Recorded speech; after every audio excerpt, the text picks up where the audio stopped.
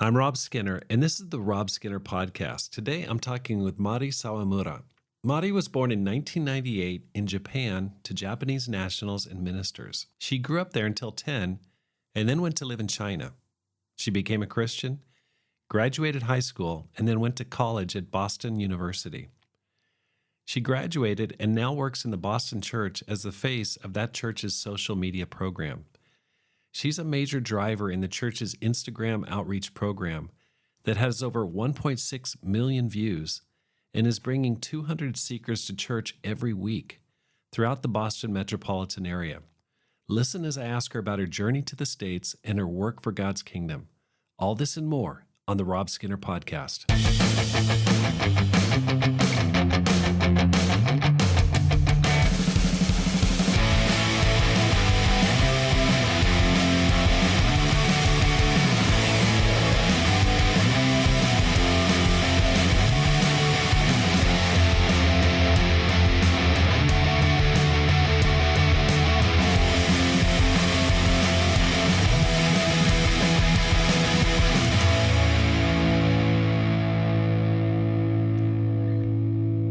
Welcome back to the Rob Skinner Podcast. My goal is to inspire you to live a no regrets life, make this life count, and multiply disciples, leaders, and churches. I hope you're having a great beginning to February of 2025. I'm so happy. I mean, this last couple of weeks have just been great. I'm so excited. Yesterday, a young woman, 13, almost 14, got baptized into Christ. She's a child who's raised in the church here, and her parents, Ed and Margot Diego, raised her and just got baptized. It was so encouraging just to see her testimony, see the transformation that the gospel's had in her life. My wife came home on Saturday from counting the cost with her and just said she's ready to go. She's really solid. So that was such a huge boost for our church. And it was great to see that. And then a week or two before that, we had a woman who has had some really serious health challenges. She almost died. She had major liver failure. Her liver is just kind of just gone.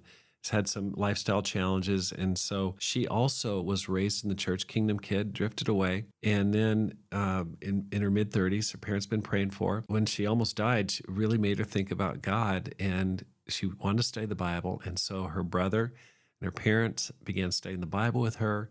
And they've been looking for a liver replacement. She's on the list to get a new liver. But she said, no, before my next surgery, I got to get baptized because I could die on the operating table. And I don't want that to happen. I need to get saved first.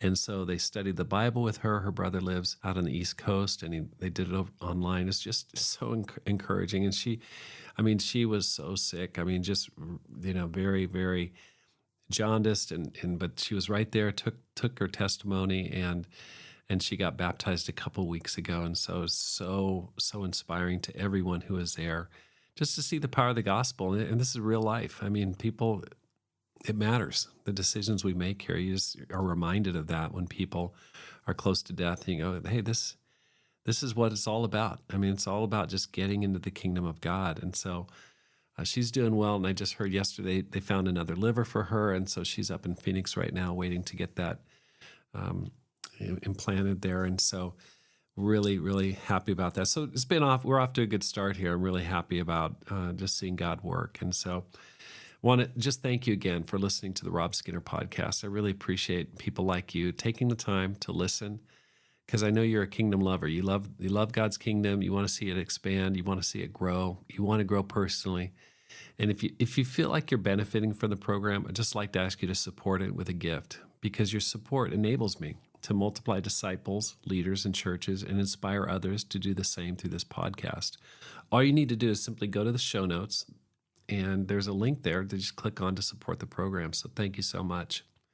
Mari, welcome to the program. Thank you for having me. It is great. This is a real special interview to talk to you, because we knew each other way back in Japan in the 90s. And Pam and I were living there for 10 years, from 1993 to 2003.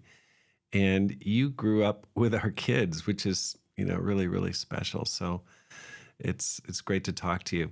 Can you tell me a little bit about your time in Japan, what you're doing there? Yeah, I was born in Tokyo. My parents were on staff in the Tokyo church. And so I grew up there until I was 10. And then my mom got a job in China. And so my whole family moved there. And I did all of middle school and high school in Guangzhou, China.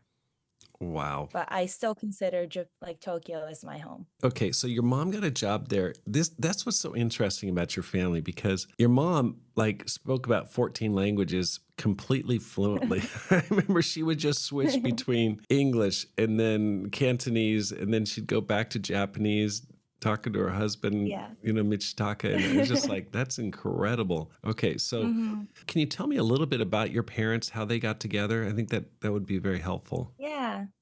My mom, her little brother became a disciple first while she was attending UPenn.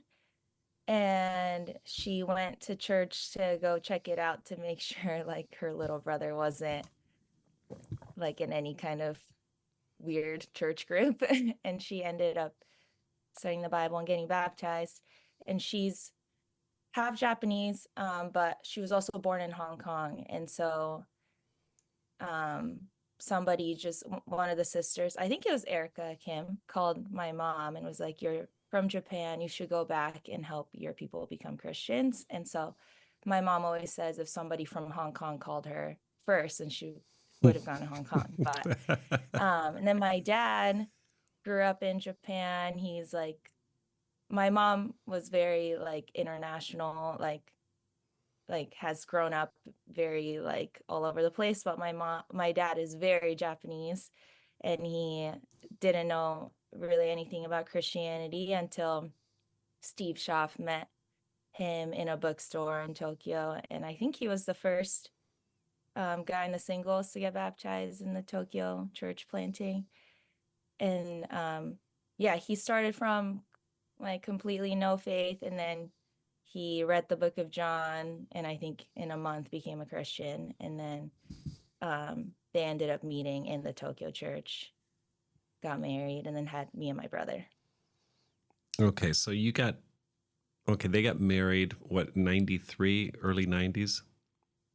Oh, I don't really Oh, know. you're supposed to know those things, Mari. I just know I was born in 98 and my brother was born in 95. So yeah, O- somewhere before that. Okay. And just your grandmother, okay, she's a Mhm. sweetheart. I saw your Instagram post. She's also bilingual. I mean, she's an amazing woman. Could you tell me a little bit about her background? Yeah, my grandma, she's Japanese, but like ended up in Hong Kong somehow and had four kids, and then um yeah, kind of raised those four kids on her own. She learned Cantonese, um and like moved her four kids around to Japan, Singapore, Hong Kong, like sent her kids to college in the US. So she's a very strong, feisty woman, very fashionable. Mm-hmm. Mm-hmm. Always has been. So I know I was talking to you about this before the interview, but she's such an elegant lady. I mean, just, mhm. just truly international globetrotter. I was always so impressed with her. And she hasn't changed a bit. I mean, she hasn't aged a bit in the past 30 No, she years. hasn't. She's must be hmm sleeping in a cryogenic chamber or something. It's really awesome. But so you grew up really in a very international, obviously in a very international family. I mean, it was real common for you Yeah. to travel. So can you talk about hmm what it was like? I mean, to go to China at the age of 10. I mean, that's a big step. That's a huge hmm cultural shift. Yeah, it was a really big culture shock. My brother and I did not have the best attitude about it, for sure. Um, China is what it is now, but in 2008 when we moved there, it was still very much in its developing phase. So it was crazy. Like, yeah, by the time I left for college to the States, where I lived in Guangzhou was a completely different place than, when we moved there. Um, But you know, Rob, in Tokyo, everyone's very polite, everything's very orderly and Hmm. clean. Everyone's very quiet. But we moved to China and everybody was yelling, like we felt like it was like a little bit dirty or stinky a little bit when we first moved there.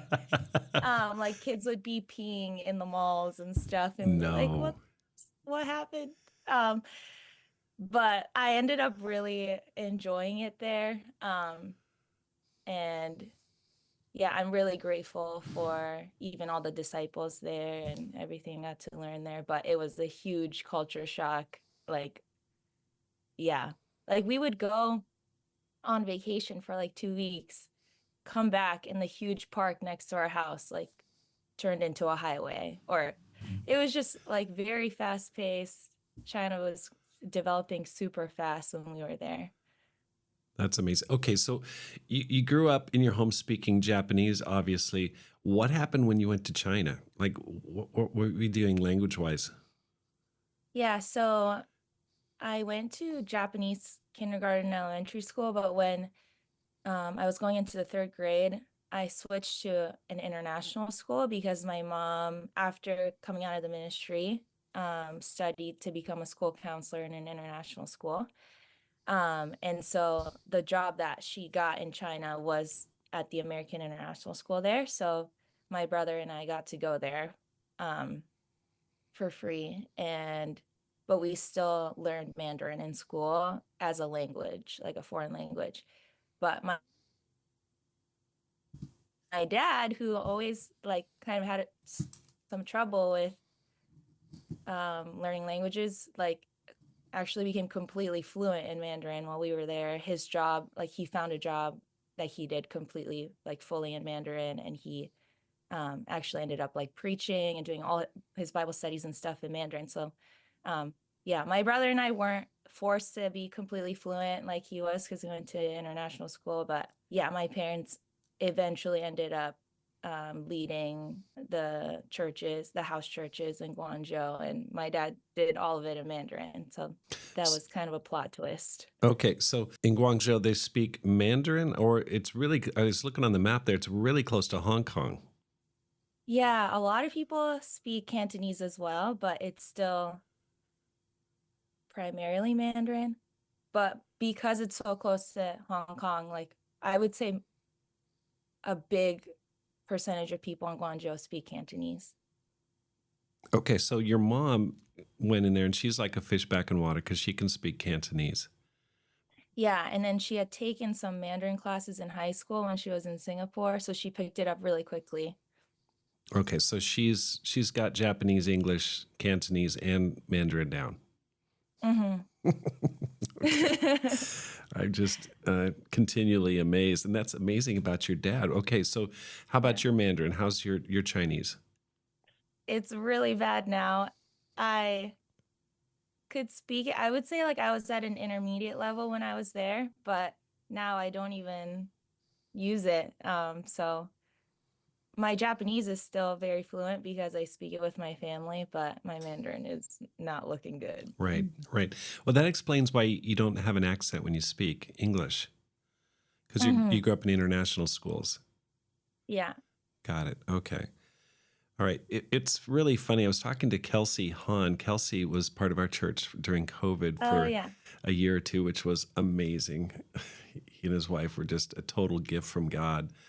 But they Hmm. would tell me about this guy named Mitch in in the church in Japan or in China, and I'm like, who's Mitch? Like, That's I'm so I'm just funny. thinking this white guy named Mitch. Like Yeah. what's Mitch doing in China? And he's like, oh no, that's his real name is Michitaka Sawamura. I'm like, what? That you call him? I mean, just total mind blower right there. But Yeah. apparently that was his nickname, his English Yes. nickname. Yeah. To make it a little easier on people. But yeah, when we first moved to Guangzhou, my brother and I started going to Kelsey's house church. And then by the time I left in 2016, it was like a huge church. Like, I don't even know how many house churches there were at that point, but it started from one. And I think by the time I left, there must have been like 30, 40 house churches. So That's amazing. That must have been what a cool thing to grow up with. mhm. I mean, what'd you learn from that kind of a situation and growing up in that kind of a house church environment? I think as a teenager, I felt very lonely because I'm grateful my parents would send me to the States in the summer for teen camps and things like that so that I could see other teen disciples. But otherwise in China, I was maybe like a 4-year-old and then me and my brother and then like a 20-year-old. Mm-hmm. um, and so I didn't have a lot of other people my age, but I think it ended up being for the better because um, yeah, I was surrounded by either like Americans or wherever they're from, like who decided to go to China for a 1-year challenge, or these Chinese disciples who were literally like giving up everything and risking, their reputation, their lives to be Christian. So I think I got to be around a lot of great influences for sure. Mm-hmm. Did you ever run into any discrimination or prejudice being Japanese, Japanese national in the heart of China? Luckily, not too much personally, but we did find it funny when we first moved there and we would turn on the TV. All the villains in the TV shows were from Japan.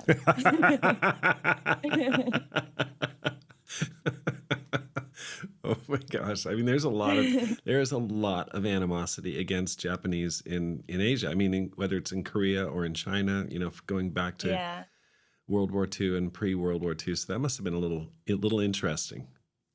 It's kind of like when you Yeah, turn now on, I feel like go it's ahead. definitely died down, but yeah, for sure. It's kind of like when you turn on TV in the States. I mean, if you've got a villain, he's probably 45, he's bald, he's from somewhere either Chechnya or Russia. You've got the Yeah, standard. that's so true. That's so true. Okay. Well, that's great. Okay, so then how'd you get to the States? You're living in Boston now. What happened there? So I basically I became a disciple my senior year of high school, Okay. and I just dreamed to be part of a big campus ministry, a healthy one and a thriving one, because I had gone, my whole years in China, the only, person in my age group. So my brother had already gone to the States for college. He was in Seattle. And I just asked him, like, where are your friends who are disciples in the States? And he just kind of gave me a list of different places. And I visited Boston and I really liked it, and applied to Boston University, got in, and decided to go there. Okay, that's great. Your parents must be super happy for you. Yes, they're very happy, very proud that Okay, so you tell me about your conversion there in Guangzhou. Like how was that? Who studied the Bible with you? Was it a traumatic experience or was it a very smooth experience? I would say it was pretty smooth. The first time I tried to study the Bible, I was like in the 7th grade or something. I asked somebody to study with me, and then she told me that I would have to read the Bible on my own if we, wanted to keep going. And I said, never mind. Right. And then I didn't study again until maybe my junior year of high school. Um, I was very, very prideful at first. I kind of felt like I had everything going for me, because I didn't have people in my age group at church, and it was also all in Mandarin. And yeah, like I just remember I would be 12 sitting in financial peace classes with like 27-year-olds. Um, so all of my best friends were in my school. I played sports. Like I just really enjoyed like all my friendships in school. and it was a good time for me. So even though I knew I would eventually want to become a Christian, I kind of felt like, oh, maybe later on. And I don't really need God right now. I'm like all set. I'm pretty happy and content. But yeah, so when um, this sister kept like, so we would have, my parents would have midweek and church and Bible talk, all those events in our apartment. And I would go to church on Sundays, but not midweek and Bible talk. But this sister would keep knocking on my door, like in my room, keep bothering me, asking me to study the Bible. And I said no a few times until I said yes, as if I was doing her a favor. So I was very prideful.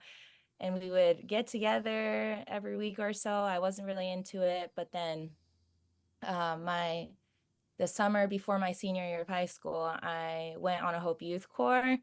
And even though I had gone to teen camps and things like that in the States, I never really felt like I really belonged, because I was like this random girl that showed up, like who lived in China. But on that youth corps, I really felt for the first time like, oh, these teenagers like are actually living out the Bible and even serving or like getting in touch with Jesus' heart, and that softened my heart a lot. And I felt like I really made great friends and people really cared about me that were disciples. And one of the women leading that youth corps just told me straight up that I was prideful and had a quiet time with me on the rich young ruler. And she said, replace the word rich with prideful, and this is you. And that really humble. I honestly felt very loved, like, oh, somebody was like willing to talk to me straight up like that. And so I got back to China. I told some of the sisters there I wanted to study again. And from there, I think it was maybe like 2 or 3 weeks. And I studied the Bible with an amazing sister. Her name was Rock, ROC. She was a secretary at my American school, and she was amazing. And then Asia Chin, her sisters are named China Chin and Shiana Chin. They're all named after places in Asia. But she studied the Bible with me too. I'm really grateful for them. And I got baptized my first day of senior year of high school. I went to school after a very spiritual summer and felt like, wow, this is really worldly. I can't wait to go home and get baptized. So, yeah. So you got baptized like right at the beginning of your senior year of high school. Yeah. How awesome is that? That's great. Okay. So there you are. You're kind of like the only kid who's that age, but you make it to college. You go to BU. What was the experience like coming to the States, going to school in the States as a foreigner? Honestly, Boston is such a college city. Like there are so many people from all over. So it wasn't too hard for me to blend in. But also I was so used to traveling and, like I would hail cabs by myself when I was 11 in China. So moving here, I felt like it was pretty easy to navigate. And my campus ministers from that time always laugh about it and talk about how like I was completely unfazed moving from a different part of the world, because even like in Japan, like, 5-year-olds take the bus by themselves. So they laugh about how I was kind of strange that, I didn't I really need know. a lot of hand holding. It is a completely different standard. I remember when David started first grade, he was going to a school. We were living near the church, and he would take a multiple trains over an hour, go through Shinjuku, and then he'd switch at Takadanobaba. I mean, these are massive train stations with Wow, millions of that's people great. going through there. We did it. We'd go with him for the first 2 weeks to kind of get him used to it. But then rest of the year, here's this little 6-year-old kid just, wearing his cap and going Yeah. to school. And that was normal. It's crazy. Yeah. But I can see that. Okay. Mhm. So what was your experience like in college at BU? I loved it. I I just loved being part of the campus ministry. I would sit in class and wish that I was in a Bible study or like I just loved going to devos and making the friends that I made in college.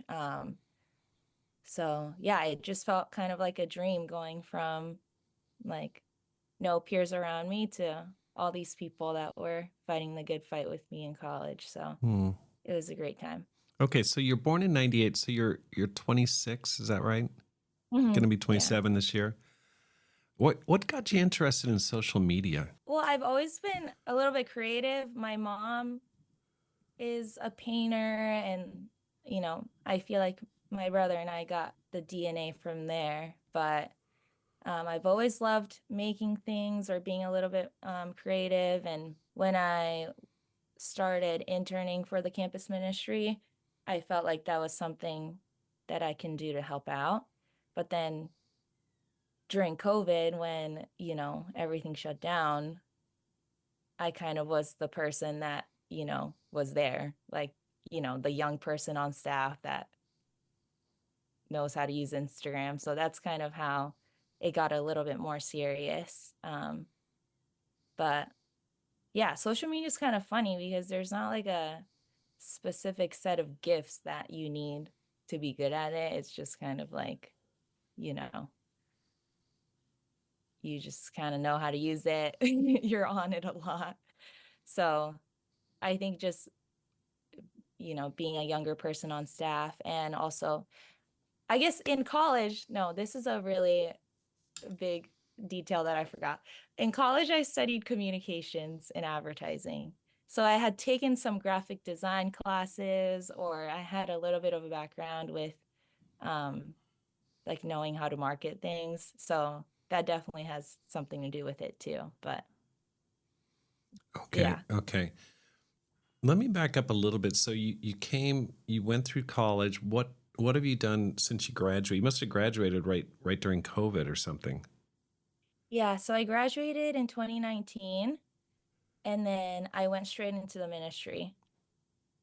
And so I've been working in campus ministry for the last like 5 or 6 years. And then I do social media for the church kind of on the side. Okay, so you're doing ministry primarily, and then social media is like Mhm. a little side gig or something like that in the church. Yeah, I would say so. Okay. Do you do it also for businesses? Is also no, Mm-mm. just for the church? No. Yes, yeah. Okay, so are you primarily social media, or is it like ministry first, and then if you have time, you can squeeze in getting a couple reels in or something? My main passion is in ministry, but I also feel like I'm good at social media. So I'd be on Stuart Maines laughs at me because I'll be biking to my next Bible study making a reel for the church Instagram. Like it just kind of On your bike. yeah. So whenever people ask me for advice about social media, I'm just kind of like I just like do it as I I go. see.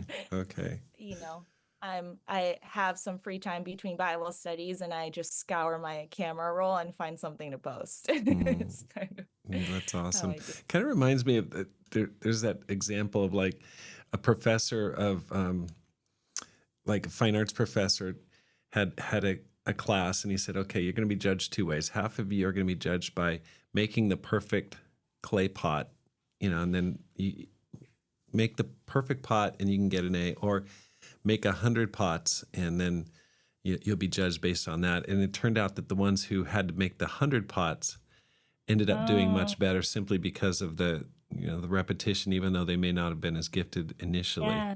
Just focus on I the definitely see volume that. or the quantity. So what you're saying is Yeah.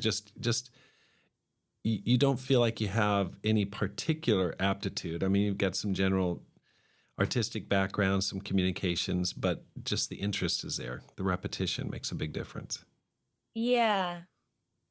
Yeah. I'm just kind of like I'm trying to post every day and whatever I find, or yeah, I basically just go to every church meeting with my phone, like ready to come out when things happen, and I just record things and then post them. Basically, Okay. But at some point, there had to have been a light that went on for somebody, either Mhm. yourself or for Stuart or for someone around you said, hey, that's really good. You know, we need to do this more. Like, was there like a particular night or event or post that you go, hey, this is going somewhere? For a while, it was just like, okay, we just need to start posting. But then there was one video that blew up, but it was only after like 2 years of posting consistently. Um, One video finally got, what, like 40,000 views or something. And we were like, okay, I think we just have to make more videos like these. And from then on, our page just kind of skyrocketed. Got it. What was it like when Stuart Maines showed up? Stuart, I give him a lot of credit. He is very much the visionary. He manages our team really well.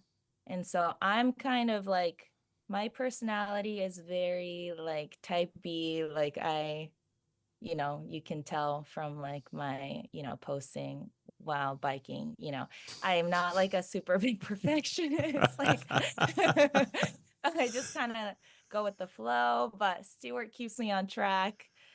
And he really believed that the page could become much bigger than it was. And so he brought a lot more structure once he came in, and we've gotten to where we are Ye- now. Okay. What can you, when you say where you are now, like what kind of traffic? How are you measuring it? Like, can you give us an idea of what kind of view count you're getting on your social media pages? Yeah, like taking a quick look right now, it says in the past month we've had a 1.6 million views on our profile. Wow. So we have a lot of people viewing our videos. We have, lots of videos on our page, over 1 million views. And I would say we have more than like 200 people every Sunday in our 9 different regions in Boston that are coming to church for the first time because of what they saw online. Okay. And it's not just college students, not just teenagers. No, I feel like we have more people in the pros that come through Instagram. But yeah, I should have written this statistic down, but I think they just said yesterday that we've had 132 baptisms so far from people that originally came on Instagram that we know of. That is so exciting. I mean, that just gets my blood pumping when I hear that. It's like, wow, that's exciting. That's exciting. Mm. Okay, when people show up and they found church through, the online or the posting or whatever, can you spot them at church? Can you, I mean, is there like a little tell that tells you, okay, that person is here from social media? Oh yeah, nowadays I go to church and there's so many faces I never seen before, I don't recognize, and so it's just chaotic. We're all just trying to do our best to set up studies, meet as many people as possible. But that's kind of why I say my main passion is in ministry. Like social media still kind of feels like I'm sending a message into the void, and Mm-hmm. like Mm-hmm. somehow people end up coming to church. But what I love most is doing the Bible studies, growing my ministry, and the posting videos on the side is what kind of gets me there. That's so cool. Um, It's so still just a tool. It's not the end all be all. That's fantastic. So you've got your focus on straight. What's your average day look like? I mean, I just kind of imagine you like stuck behind 57 screens and just, with the wires and cords and everything. Are you living in downtown Boston? Are you living in the suburbs? Like what do you do? I live in Brighton, which is not in the heart of Boston, but still in the city. Most days you'll find me on my electric scooter scooting around the city. Um, so yeah, I basically just do like regular campus ministry. I usually leave my apartment around like 9:30. Go to campus straight away, share my faith, have Bible studies, Bible talk, and most days I get home around like 10 p.m. And so I'm out all day. Um, my my diet consists of dining hall food and whatever I eat on the go. And somewhere in that day, I find 20 minutes of free time to post on Instagram for that day. Oh, okay. So And yeah, it's an unstructured day. Basically, you're just out and about. yeah, whatever studies I have that day, I go where the Bible studies are. And that's my favorite thing. And then somewhere in that, I bust out my laptop or my phone and make my post for the day. That's great. Which are you working on a particular campus or multiple campuses? Yeah, so my boyfriend and I lead at Boston College and all the colleges of the Fenway. So there are a bunch of smaller universities near Fenway Park. Um, and we also have some stragglers in like some smaller colleges too. So we end up, yeah, I think we have maybe like 7 or 8 schools that we're overseeing, but Boston College is the biggest one, and all the other ones are a little bit smaller. God, what a cool area near Fenway. That's exciting. Okay, so you Mhm. mentioned a boyfriend. I was kind of wondering how I was going to ease my way into that. What's his name and how are things going? How'd you guys meet? Yeah, his name is Austin. We've been dating for 2.5 years, and it's been super fun. And we've started leading together in September, and that's been really great. So yeah, it's been great. Okay, so dating a couple years. What was it that you go, "Oh, I like this guy." What about him that you go, "Oh, I think he's pretty cool." Mm. I just think we were just really great friends. Um, and it wasn't, I wasn't like, oh, he like has to go into the ministry. He's younger than me. But it just so happened that he is really kingdom minded. And I think that's kind of what made us get along too, and what I liked about him. Um, but first and foremost, I think we were just really great friends. Hmm, that's awesome. That's great. So you guys both enjoyed doing the ministry and Yeah. yeah, yeah. I felt that same way with about Pam. Like it really felt. I remember talking to her and said, I feel like we're looking out the same window, just at kind of the same view of the world. Mm, That really made a big difference.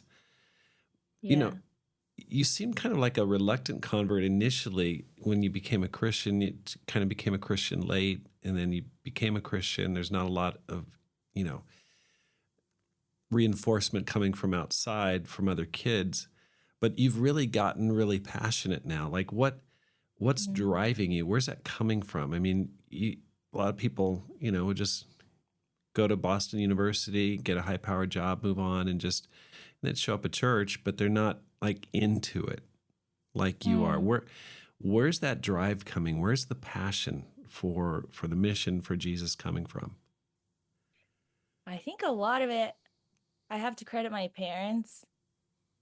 Like my dad just loves ministry. Like even though he hasn't worked full time in the ministry in decades, um, even when he had a full time job, he was leading, house churches or leading church in China. And so I think I grew up with just those values of, oh, God is first. We love the kingdom. Um, And like even now, like my dad, when we catch up, he's asking me about my Bible studies, like telling me about how he does the repentance study or whatever it is. So yeah, I'm really grateful that I think growing up in the church, some people can come out with a little bit of baggage or like, even like being in the teen ministry or something can come with drama or whatever. Like, I think I was really protected by God from all the extra stuff, being in a, mission minded, house church. Like, it was just, I was surrounded by disciples that just wanted to change the world from a young age, I think.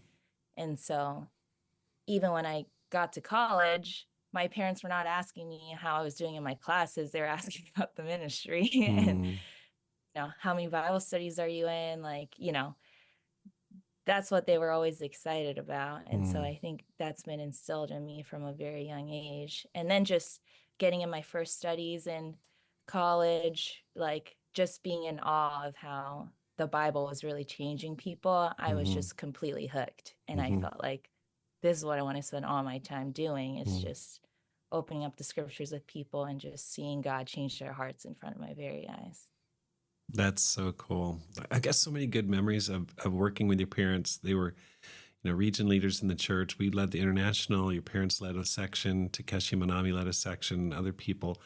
Lots and lots of great lifetime memories. It's kind of a very special time. So your dad went to Waseda, one of the top schools, top private college there in Japan. Super smart. Both your parents just super gifted people. So it's just great to hear that they're doing so well. What do you find most interesting about the work you're doing?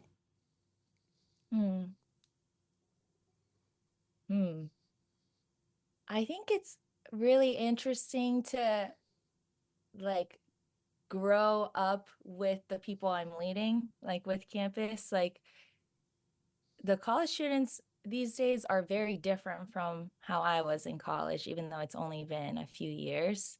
Just the different needs that they have, the different ways that they view the world. Um, that's a fun part, but also, yeah, a really interesting part of my job is, not changing what the scriptures say, but catering to what this generation needs. There's a lot of, heartbreak in this generation. Like the girls I study with these days have gone through really, really traumatic and hard life things, but seeing how the scriptures still work for them, but kind of like strategizing, like what scriptures to share. Like that's just fun for me. Like thinking of, okay, what scripture is gonna help them in this, in this stage of life. And I don't know. It's just like fun for me to see how the Bible works for everybody. I don't know if that makes sense, but When you talk about the difference between Mhm. your time period in college and those who are currently going through school, like, give me an example of a difference. Yeah, this is kind of like it's heavy, but I think the college kids these days just know how to talk about, or it's less taboo to talk about a lot of things for them now, which I think is great. But I would say like maybe 1 in 5 women I study the Bible with have experienced some sort of sexual assault or abuse, um, or even some really deep mental health challenges.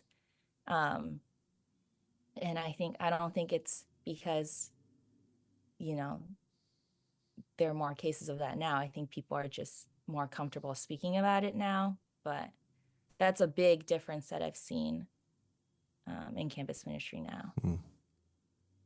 What, what do you find frustrating about the work that you're doing? Like, you're there in Boston. What's challenging Mm. for you? Oh, the challenge has always been that my life revolves around the decision making of like 18-year-olds in campus ministry. So, and how, I can't control people's decision making. So I'm kind of just like, please, like, why don't you just see that this is the best way, like, why can't you just make Jesus Lord? So that can be frustrating for me, just seeing like how God can really fix, God is the one that can fulfill, every part of people's lives, but seeing people not choose him is very frustrating. Hmm. What's working in reaching this generation of college students? What advice would you give to those who are working on campus across the country or around the Mm. world? What's helping? What's making a difference in connecting and converting? Honestly, what's working has always been what's always worked is just sharing our faith, getting people in one-on-one Bible studies, just helping people fall in love with Jesus. That's just always been the thing that's worked. But now, because our ministry has grown so much, I think it it just speaks for itself. Like, I think when people come to Bible Talk or Devo, they just see these young people that just love God. And I think that's made it, it's a well-oiled machine now, because the evidence speaks for itself. Just going into a room full of college students that love God, are wanting to help other people love God. It's really inspiring to be part of the campus ministry right now. That's awesome. What are your plans for the future? You're 27, 26, right? 20, okay, Mhm. 26, almost 27. Okay. Do you feel a little bit old on campus now? I mean, you feel like an old timer? Or, I actually don't. This is like my favorite age gap that I've had so okay. far with the college students. Feeling like I can be their big sister, but also I still, it's very beneficial being Asian because everybody still thinks I'm 18. So, I know it. That's so but true. I would love to keep working with campus for now. I've been really enjoying doing it with Austin. He is really good at it. Um, and yeah, keep doing what I'm doing with social media also. I love being in Boston too, but I'm kind of open to whatever. Like I've said, I'm kind of a very go with the flow person, so I'm not one with like a 5-year plan or anything like that. Do you see yourself returning to Asia? Um, that's I'm not sure. I think, that can be kind of a loaded question. I would love to go back to Japan at some point because that's where my family is. But I'm really grateful right now, just feeling very supported by the Boston church and very believed in. That's very hard to let go of right now. Mm-hmm, mm-hmm. Okay. Getting back to the technical side of things, what advice would you give for a small church to develop their Hmm. online presence? Give me some bullet points, okay? Like for those listening, like, wow, that's really working great. How do you get started? Hmm. What should I do? The first step is to just start posting. I think people can overthink what their posts look like, how it measures up to other churches, but I think the repetition is what really gets things going. And also, my in the most simple way, like my job is just thinking that my church is awesome and wanting people to see how awesome it is. Like if I'm going into church going, wow, like who wouldn't want to be part of this? I'm like taking videos of things that I see. I'm like, wow, this church is amazing. And that's kind of my attitude with posting, is going, if only people in the world saw how awesome this is, like they would want a piece of it too. Mm-hmm. And I would just encourage small churches to have the same kind of confidence of like, okay, what are the strengths of my church? If it's a smaller church, maybe it's the family atmosphere that they have. I would just really encourage the smaller church to not compare themselves to, a bigger church with, more resources or whatever. I think if they're thinking, oh, our church is amazing, just start recording and posting so that other people can see it and want to be a part of it too. It's impressive what's happened there in a relatively short period of time, and it's really, really inspiring to me because we are seeing the difference. I mean, the last several baptisms we've had are from people who found our church online, and Hmm. that's been encouraging and surprising to me. It's like, wow, okay, this really does work, and it's exciting. So given that of like just showing off your church, I guess the more bullet point things would be show real faces, like real people in your church, instead of just posting like event flyers or something. Right. I think get more personable. Um, just take photos and videos of real disciples smiling, like living life to the full. And that's the best way to start, in my So opinion. live action stuff as opposed to like going to Canva and coming up with some invitation card style Yes, posts. exactly. I think people really value authenticity, and it's really an advantage that we have today that somebody could never, walk into the doors of our church, but they can already see what our church is like online. And so, um, yeah, so just trying to give the most authentic experience of what church would be like with us online, um, could make somebody come out even if, and they know exactly what our church is like before they even walk through the doors because they've already seen, real faces and, what church is like.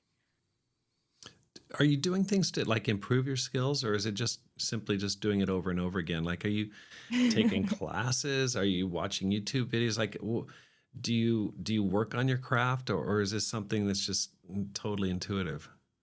I I try to spend a few minutes a day looking at what's trending on Instagram, looking at maybe what other big content creators or other churches are doing so that I'm aware of what's working, what, tends to generate views and likes.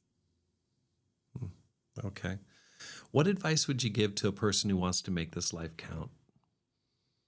Hmm.